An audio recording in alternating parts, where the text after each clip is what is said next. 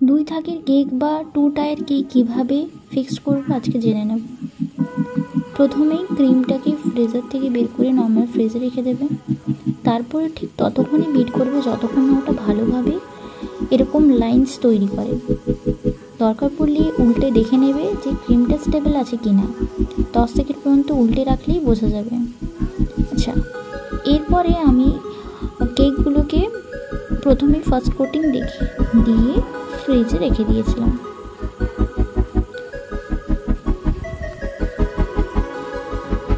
তারপরে আমি ক্রিমগুলোকে কালার করেছিলাম। একটাকে পার্পল কালার দিয়েছিলাম, ওটাতে লাইট চকলেট কালার দিয়েছিলাম, যেটা এখানে বোঝা যাচ্ছে না, তবে ওই দুটোই কালার রয়েছে। এবার আমি খুব ধীরে ধীরে পাইপিংয়ের সাহায্যে আপনার এই কালারগুলোকে দিয়ে দেবো। তারপরে উপরে চকলেট কালার দেবো। প্যালেট টাইপ থেকে এইগুলোকে খুব সুন্দরভাবে ব্লেন্ড করে নিচ্ছি।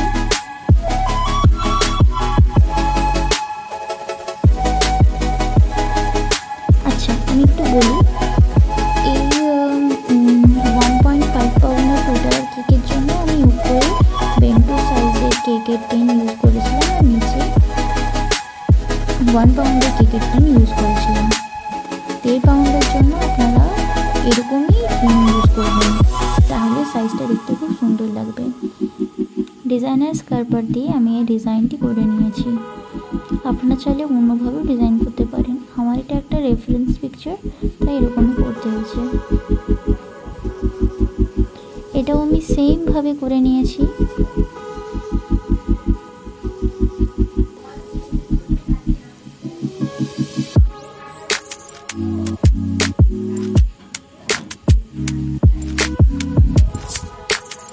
প্রসেসিংটাই ঠিক একই রয়েছে।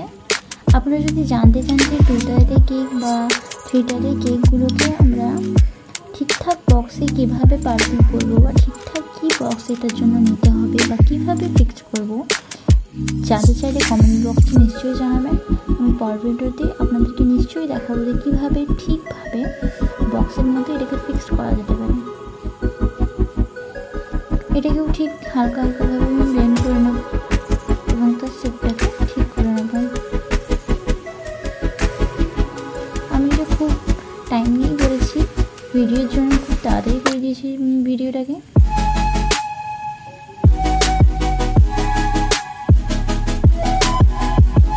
রেডি হয়ে গেছে। আমি ভেতরে দুটো পাইপ দিয়েছিলাম, যেটা আমি দেখাতে ভুলে গিয়েছি। এরপর এর উপরে একটা লম্বা পাইপ রেখে দিয়েছি। ওটাকে ফিক্স করার পর প্ল্যানেট নেপটাকে আস্তে করে সরিয়ে দেবো এবং ওপরে পাইপিংটাকে আমি ভেতরে দিয়ে গেঁথে দেবো,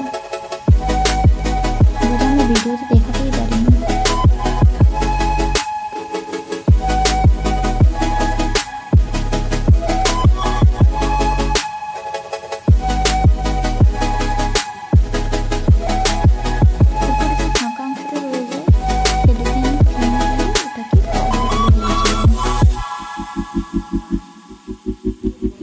আমি এখন পর্যন্ত প্যালেট নাইফ দিয়ে এটাকে ফিক্সড করতে পারি, যেভাবে আমি করেছি। তারপরে রোজ নোজেল দিয়ে আমি এখানে রোজগুলোকে করে নিয়েছি এবং অন্য একটি নোজেল দিয়ে, যেটার নাম এখন আমার মনে পড়ছে না, সেটা দিয়ে এই লিফ টাইপ স্ট্রাকচার আমি করে নিয়েছি। তারপরে গিয়ে গোল্ডেন স্প্রিঙ্কেল দিয়েছি, হোয়াইট স্প্রিঙ্কেল দিয়েছি।